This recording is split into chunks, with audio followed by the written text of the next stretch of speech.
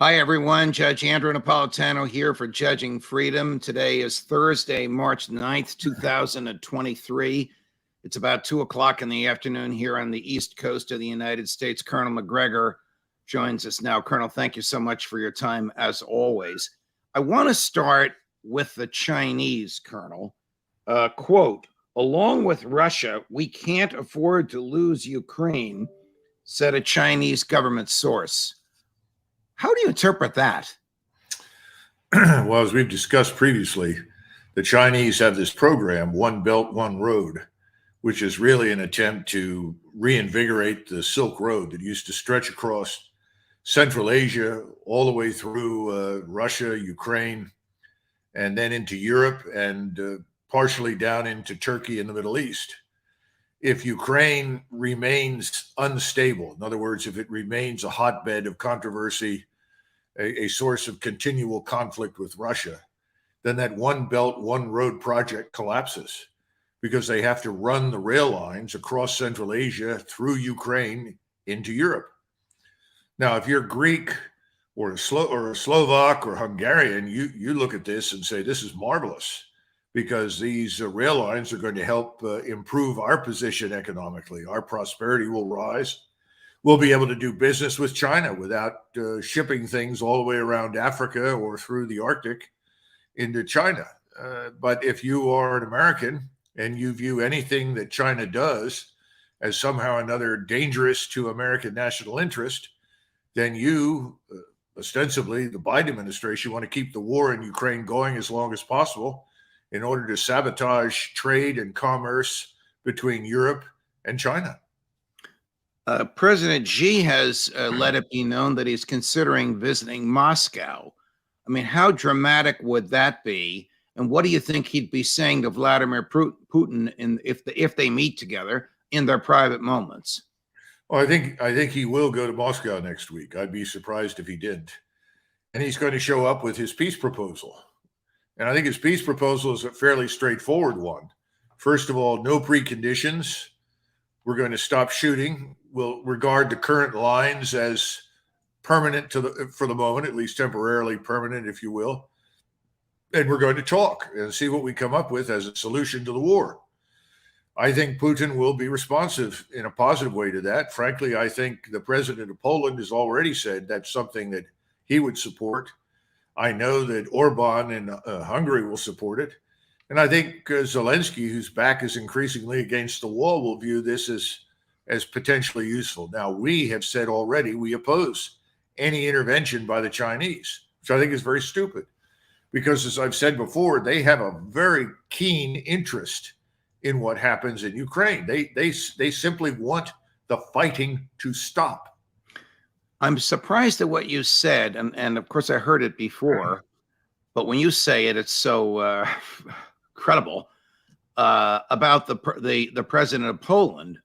I mean, 3 months ago he was calling for an invasion of Crimea. Now he's saying ceasefire at the lines where they are. Well, effectively, he's saying let's listen to what the Chinese have to say. It would be foolish not to. He knows that ultimately Poland, when the war is over, will want to do business with China as well. You know, this is the thing that no one thinks about when you go to war. What do you want things to look like when the war ends? Right.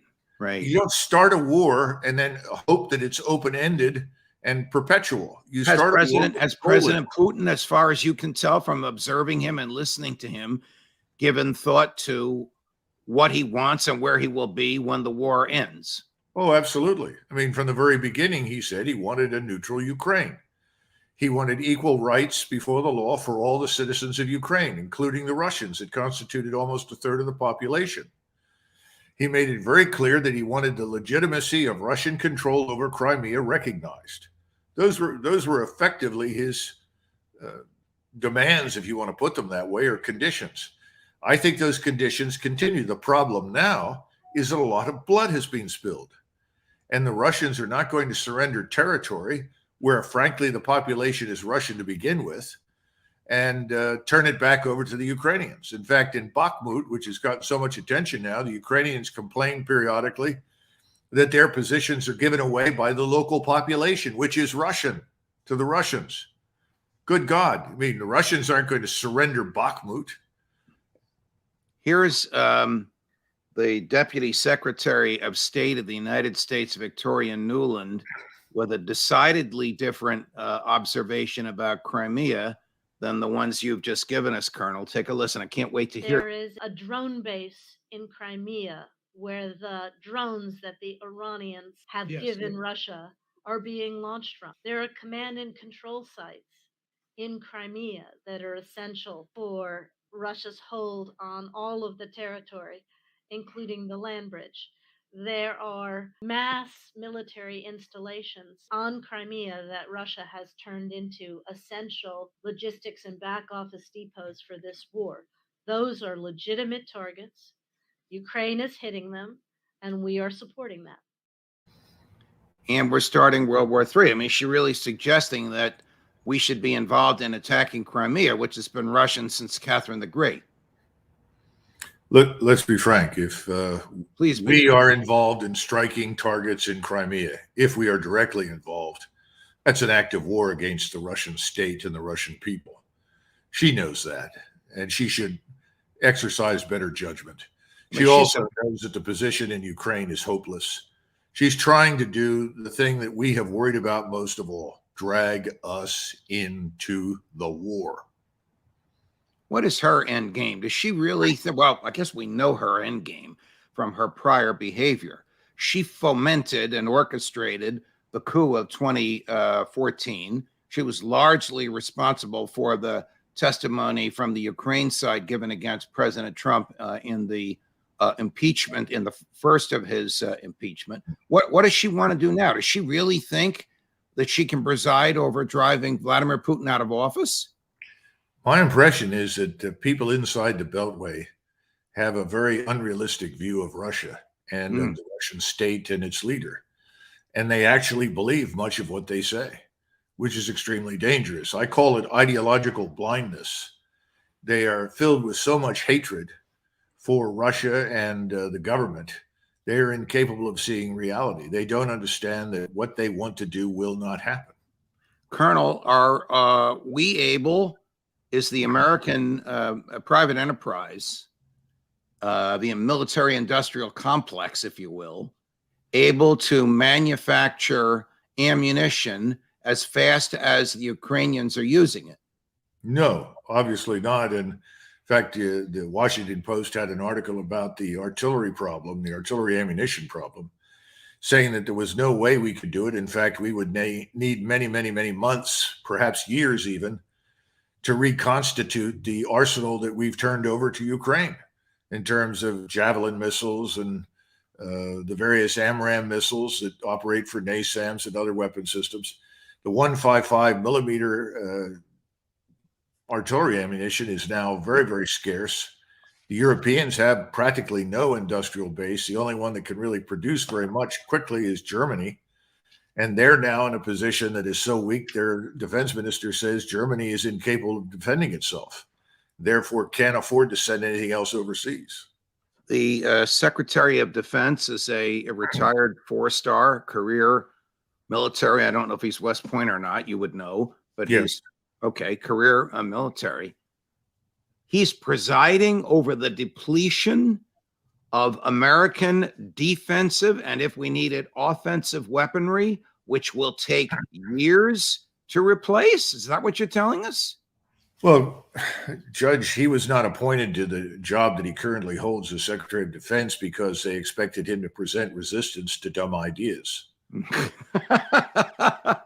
Nicely put, and in your usual diplomatic way. But this is catastrophic. It's malfeasance in office. Well, if you're worried about the defense of the United States, I'd say you're absolutely right, particularly in the category of missiles. In terms of 155 ammunition, I don't see any armies landing in the Western Hemisphere and marching on the United States.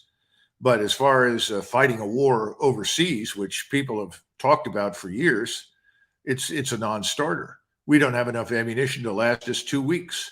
I'd be surprised if we had a month's worth of ammunition sitting on the ground in Poland. Does the president of the United States, well, I know you can't answer this because you can't get in his brain. You know what he can. Do the people around him understand this when he says things like, we're going to defend Taiwan at all costs? I mean, that would be, in my view, I'm not a military guy, as you know, you correct me if I'm wrong, a military impossibility. Sure. Well, it's another place 6,000 miles away from the United States.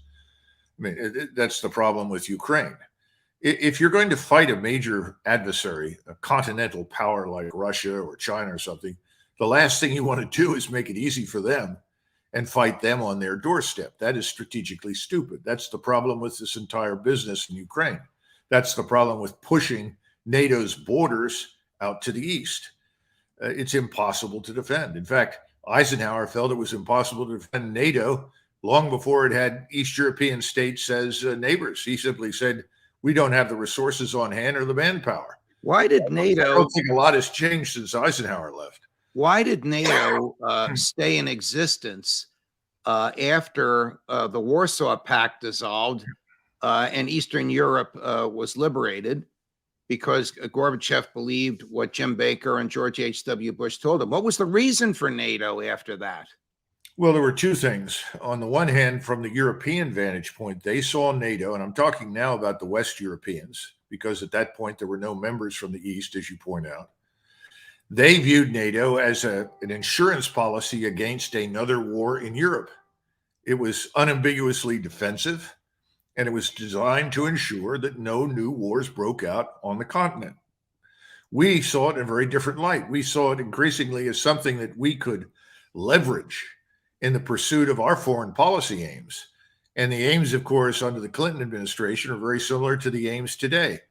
There's not a much difference between Madeleine Albright and Strobe Talbot and Sandy Berger and the people who were there then and the people that you're listening to today. They're interested in pursuing a war on ideological grounds that will forcibly transform other nations and societies into facsimiles of us. In addition to which, obviously, subjugate those states and those societies to our global financial system. I think you have summarized the thinking of Victoria Nuland. She said it in a more pugnacious way. You've said it in a more diplomatic way. Let me segue a little bit. What is the state of the Russian military today, particularly infantry, artillery, and tanks? Well, we have to go back and look at where Russia was in February of last year. And at that point, one of the reasons that we grossly underestimated Russia's military potential was that Russia had a very small army. You had perhaps 200,000 Russian soldiers, of which 150,000 or more, 170,000 were professional soldiers. In other words, soldiers that had been enlisted for pay. And the assumption was that this army would not last long, that this army was not motivated, the army was not sufficiently trained and disciplined and so forth. Well, I think those things were erroneous, but what the Russians concluded is that contrary to their expectations, they thought that this smaller force was all they needed for national defense. They got an education in eastern Ukraine that wasn't the case, because they were facing a Ukrainian army that was larger, 450,000 regulars with another 200,000+ reservists. And they decided that we were going to back that Ukrainian force come hell or high water, as they put it. And that's why you had a dramatic change in Russia. So within a few months in the summer, the decision was made. We've got to mobilize more forces. We've got to expand the armed forces. Today, we've got about 740,000 troops in and around the theater that we call the Ukrainian War Theater. Of that, perhaps 550,000 are sitting in Belarusia and down in southern Ukraine and in western Russia, ready to involve themselves, let's put it that way, invade, intervene, use whatever terminology you want. And they now have infinitely more modern, newer equipment than they did previously. They now have over 1,500 brand new tanks, more than 2,000 artillery systems, rocket artillery, missile systems. The truth of the matter is that what we have done is effectively expand, modernize, and professionalize the Russian army, creating something that did not previously exist. And by the way, it's not going to go away now. Let me run for you a clip from our CIA friend, who, of course, makes the opposite argument. So just to set the stage for the clip, he was boasting about how weak the Russian military was in Afghanistan. That's how the clip starts. And then eventually it's about 45, 50 seconds. Eventually he comes around to his views of where the Russian military is today, decidedly different from yours. Jack Devine. Nobody knows Afghanistan the way you do, Jack, but that was the death throes of the Soviet Union. That was not Putin with a modern army. Well, first of all, I dispute he has a modern army. He's now demonstrating to the world he doesn't have a modern army. He has a lot of modern weapons. But he has a more modern army now than Gorbachev had in the Afghan days. Yeah, but look at what Afghanis had, AK-47s. Look at what technology has done for the Ukrainians and all the sophisticated technology from drones to cyber intelligence. His army is not showing itself very well. It's a surprise to all of us, although this is the second time I've been surprised, because when I went in to do the Afghan program, I was assured they were 10 feet tall, and then every day they shrunk a quarter of an inch. So I think what's showing here, and I think it's the big story, he has paramilitary functioning as his cutting edge because his own army. Now they're fighting. Remember, Judge, you and I talked about dissent and how the things crumble when you start to lose. Watch the dynamic between the Wagner group and the military. All right. When he says paramilitary, he must mean Wagner. And before we get into whether Putin's political stability is crumbling, which it doesn't seem like it is at all, please assess what he said about the Russian military. Well, obviously, I think he's wrong, dead wrong. I think this Russian army is infinitely better than what they had back in the 1980s, and certainly better than what we saw in the 70s. I don't want to waste too much time going back over the Afghan. No. There's no reason going through that. And I don't even remember how we got onto it. I was tweaking him a little bit. I can point to numerous examples that we have. We have some video examples, reports from Ukrainians that have come up through the system without being altered. The bottom line is that the Russians are proving to be very tactically competent. They've learned how to fight very, very effectively in this different environment. So I don't share his views at all. In fact, I think the opposite is the case. I think the Ukrainians that began with a reasonably good force and a lot of very motivated people now have a few motivated people left, but the force itself is destroyed. And they are trying to fill it out with people, boys, young boys, women, older gentlemen from 40 to 60 that just are not up to the task. So I think he's dead wrong in all of that. But I think the Wagner group is interesting because people don't really understand what it is. It is a Russian national formation. It was formed for different kinds of reasons. Originally, it was. Let me just stop you. Is this what you think he's referring to when he says paramilitary? Yes. Yeah. Okay. And he doesn't know what he's talking about because there's nothing paramilitary about the Wagner organization. They have tanks. They have artillery. They are equipped just as well as the Russian army, in fact, with cutting-edge capabilities, drones, and so forth. So I think he's sitting around thinking about Wagner as it may have been a year ago, when it was really much smaller and designed for military assistance and advisory work, much like our own military assistance and advisory brigades, which are small and very light. The Wagner organization now is brilliantly organized and equipped, and it's being very effectively led on the ground. And this bickering between Wagner, his famous leader Prigozhin, who likes the cameras, he's sort of a bella figura. He wants to be in front of the cameras all the time and advertise himself. Putin is kind of sick of it, I'm sure, but at the same time, Putin appreciates the hard work he's done. Putin's not going to allow that to get in the way of anything. And Gerasimov, who is ultimately in charge, what has he said to the media lately? Nothing. Well, who commands the Wagner group? Is it Prigozhin himself, or is there some line of authority from the general who's been silent down to them? Yes, there is a line that goes from Gerasimov straight down to the top Wagner command structure. And that command structure reflects military experience, talent, and organization. It's effectively a core size element designed to operate independently for brief periods of time. But they're now closely integrated with the Russian army. Whenever they've had serious problems breaking through, whenever they've needed more artillery or air support, they have gotten it from the Russian army. And they've also been supported by Russian elite light infantry formations like the airborne forces. So I wouldn't make much of the alleged dispute there at all. You have pointed out to me and to others that in the past 24 hours, the Russian missiles have been a barrage all over Ukraine. You pointed out that Ukraine's air defense has failed to shoot down a single missile. You pointed out that the Patriot batteries, which we've given them, will not help against cruise missiles. How devastating has this been in the past 24 or 36 hours on the ground in Ukraine? Well, I think you should put that map up. Gary, put the map up, please. If you look, this is the map of the entire Ukrainian state. Right. And all the red circles and areas involve strikes from missiles and drones. Wow. And they're all precision strikes. It's virtually all over the country. It was an enormous and massive strike.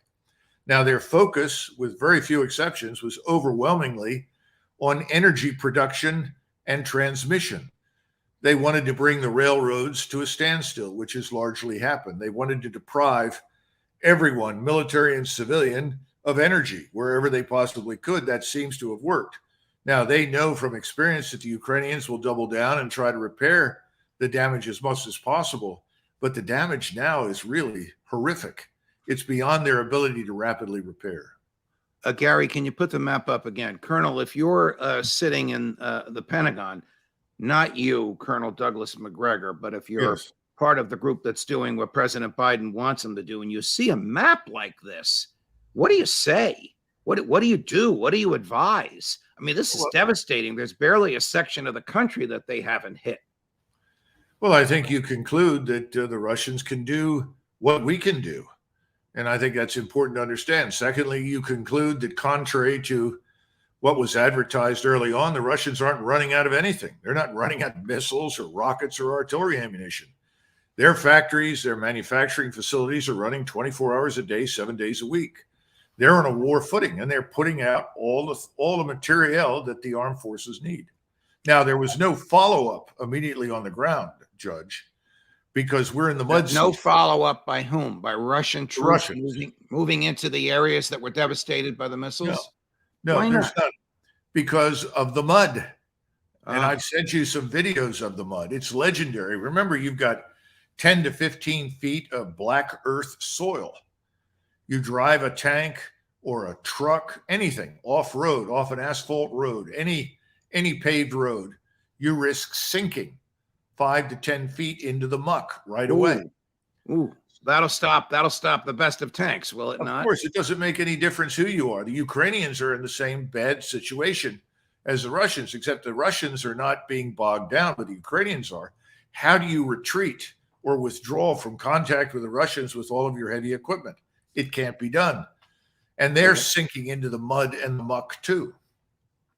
I want to show you a picture from a drone of the devastation of a small village. This was taken this morning. It's a small Russian town called Zoloshiv, Zoloschiv. I don't know where it is. Mm-hmm. It sort of shows the indiscriminate destruction of this village. I don't know if civilians have been killed.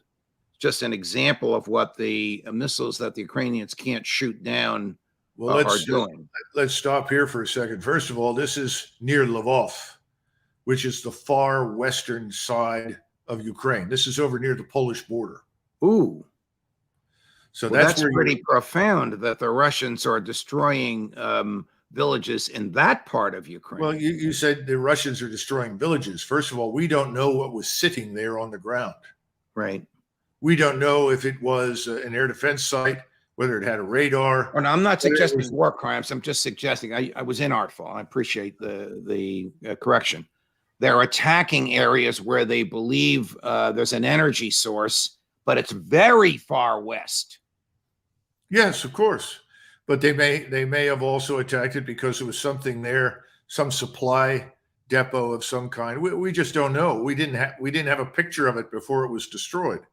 Right. And remember, you have several layers of targeteers. These are people that study the maps, look at the photographs, and then certify the targets. Those targets are then transmitted to the various batteries and then fired. We haven't had any role in any of that. We don't know what happened. Sometimes those targets are not valid. Sometimes someone mistakes a building for something it isn't, or it's being reported that something moved into the building that isn't there anymore. That happened to us all the time during the Kosovo Air campaign. We struck things and only to find out, well, we didn't hit anything. Now, I'm not suggesting that this time with the Russians in Ukraine. I think they've got a better grip than we did in Kosovo. And why not? They've lived there with these people for hundreds of years. They know where things are. It's not a mystery. Right.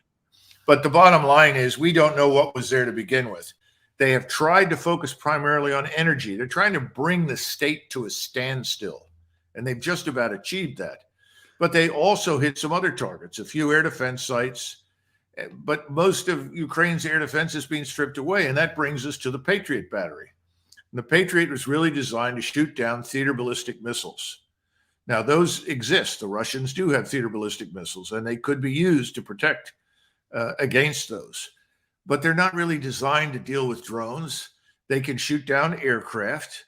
But again, if the aircraft launches from a great distance, a set of cruise missiles, they may be able to shoot 1 or 2 or 3 down. But every time you shoot or engage with the Patriot, you're shooting 2 of your missiles. Now, if there are 50 or 60 targets, do the math.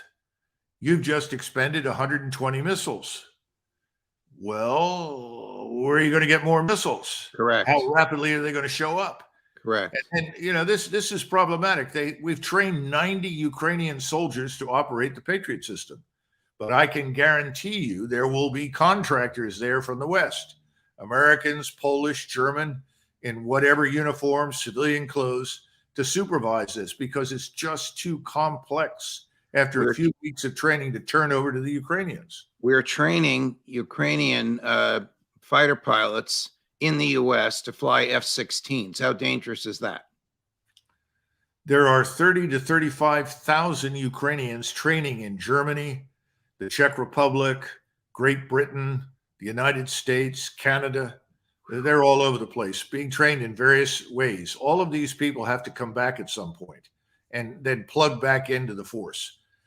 As far as the F-16s are concerned, I would not expect much from any pilot with only a few weeks or a few months training, and I don't think we do. And my concern is that if that happens, if we actually provide those F-16s, we may end up doing something the Russians did during the Korean War. And that was that they actually sent their pilots in MiGs to face us because the Koreans could not learn how to do it quickly enough.